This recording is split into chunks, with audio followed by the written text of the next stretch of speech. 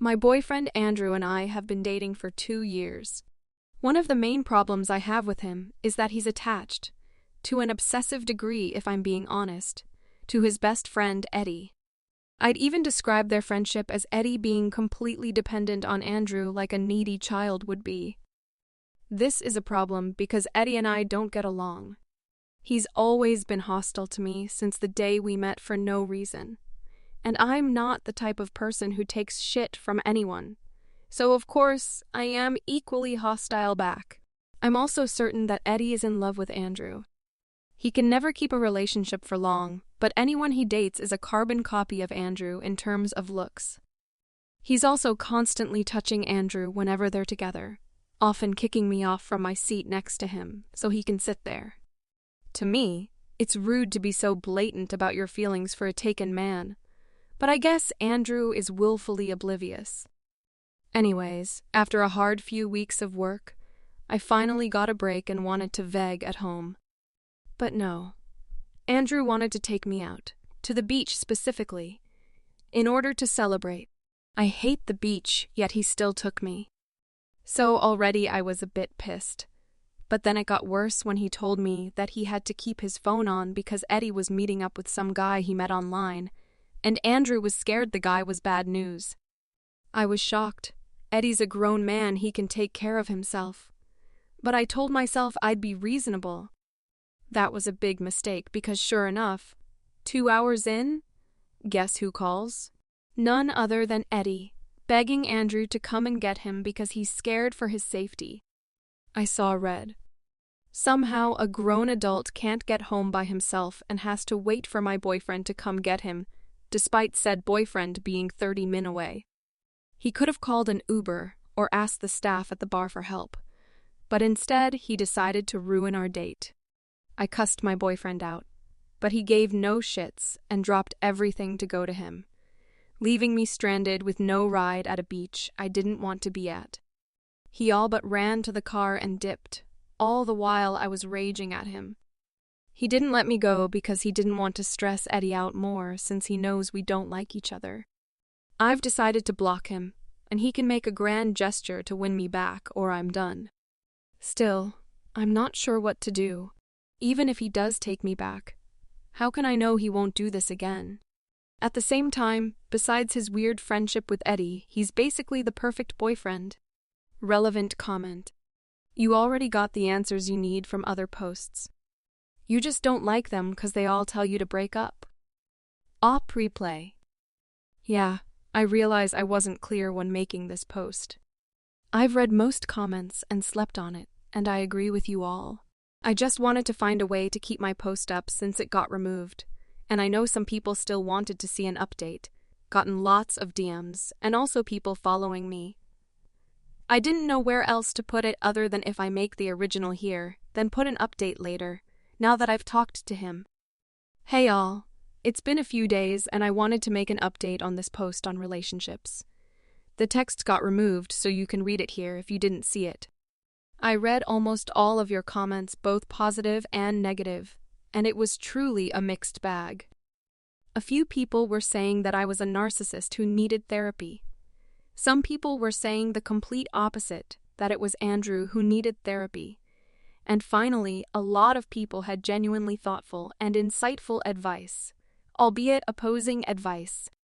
Ultimately, I decided to do what felt right.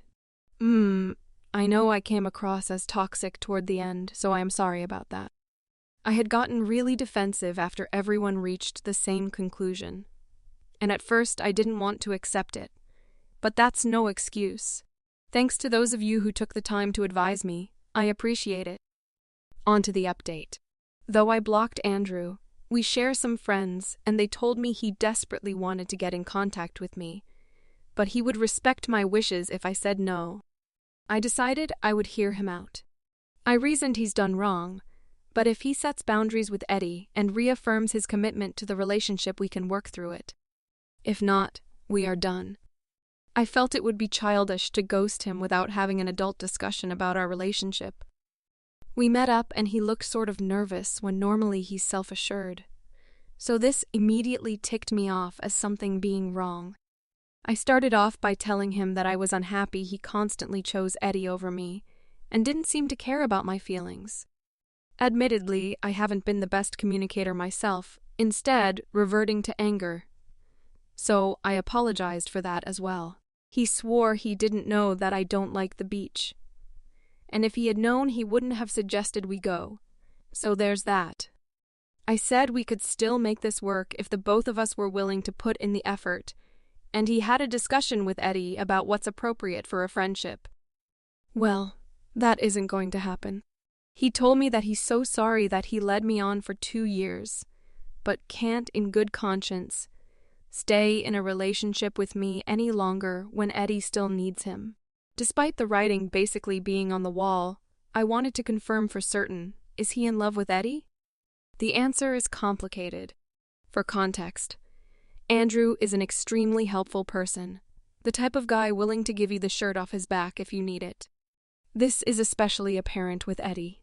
I had a suspicion that Eddie has some sort of mental illness, but I didn't know the extent until Andrew shared that Eddie's very depressed and has attempted in the past. It was actually Andrew who stopped him before it got to that point, and Andrew's felt this obsessive need to protect and care for him since. In Andrew's words, Eddie's very fragile and needs him. / turned into Moon, you hit it right on the head. He swears up and down that nothing romantic has ever happened with them, whether that be kissing or anything more, which I believe. Still, Eddie is the most important person in his life, and will always be, according to him. When we got into a relationship, he had apparently convinced himself that he could have 2 most important people, but that isn't the case, and he only just realized now. 2 years down the line, I asked him what will happen when he wants his own family, and he said that he won't marry anyone or have kids, because it won't be fair to anyone involved, despite saying how much he wanted a family in the past. I suppose that was a lie, or maybe he only wants a family with Eddie, eek. So, yeah. Andrew is so obsessed with / dependent on Eddie that he's sacrificing the chance to have a family because of it. And to answer the question of whether he is in love with Eddie, he says he is straight, but he's never felt anything like when he's around Eddie. Though now that I write this, I think that it just could be because they have a codependent relationship. I'm not fully convinced he's in love with Eddie in the romantic way, but rather he loves Eddie so much that he will do anything for him. Then again, I might be wrong. To me, this is super unhealthy, but it's not my problem anymore. He told me that he was really sorry and he hates that he did this to me. He seemed genuinely torn up about it too, but that's not changing the fact that 2 years of my life are wasted. I'm a 32-year-old woman who dreams of having a huge family, yet I don't have a partner and I'm in no shape to get one anytime soon. Sure, I'm still relatively young, but time is ticking. He promised he'd set me up with someone, as if that's going to make up for this.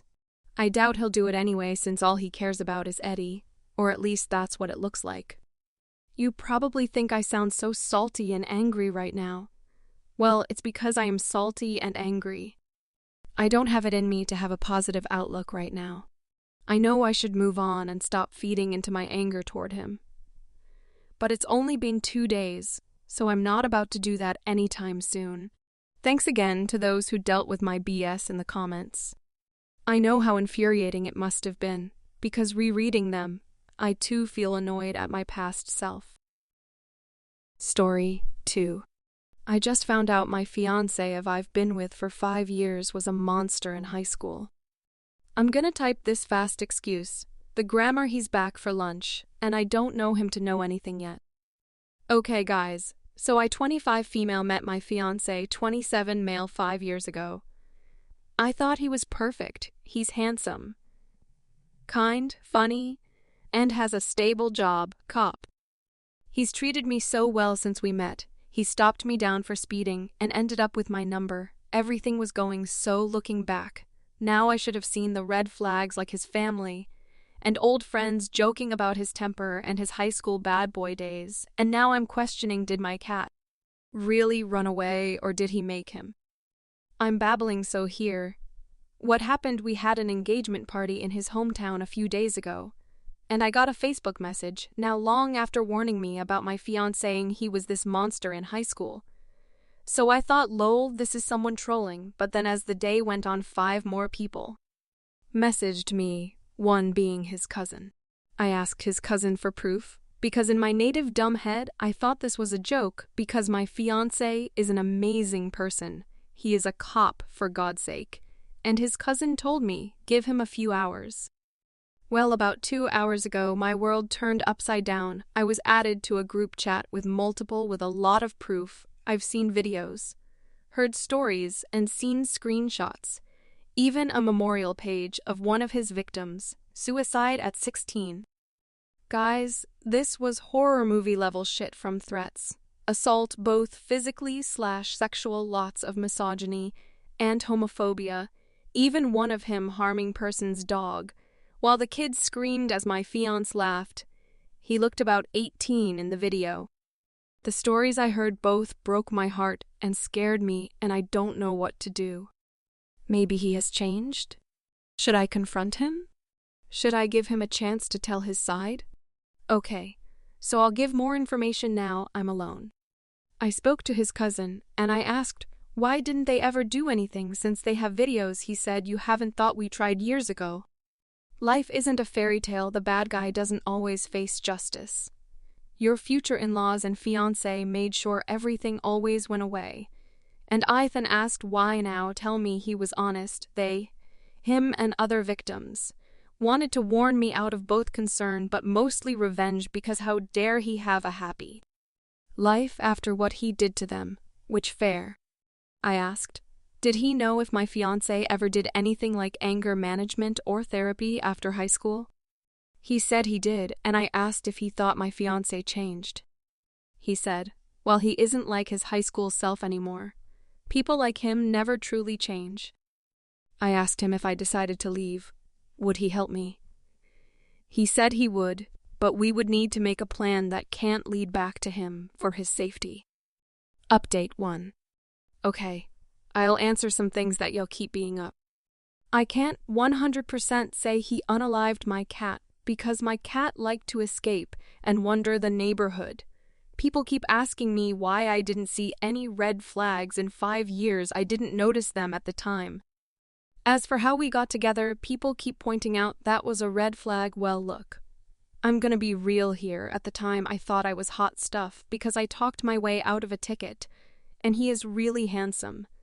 So I thought in my naive head it would be a cute story to tell our grandkids one day. I'm from a country where people don't fear cops like they do in America. Guys, he knows about the post. He just sent me this and said we need to talk. Update 2. I'm okay. My legs hurt from running, but I'm at safe place with a trusted person, and I've talked to my fiancé by phone. I'll update later on our conversation and his side, because as of now I don't want to give out much information that leads to my whereabouts. But I will tell everyone how he found that post. I was too stupid not to change details, so someone we knew reconsidered it and sent him the post. I also found my passport, which in my panic I forgot I moved when I was reorganized a few weeks ago, and he also admitted to giving my cat to a coworker, which until I see proof I don't believe it. There's other stuff.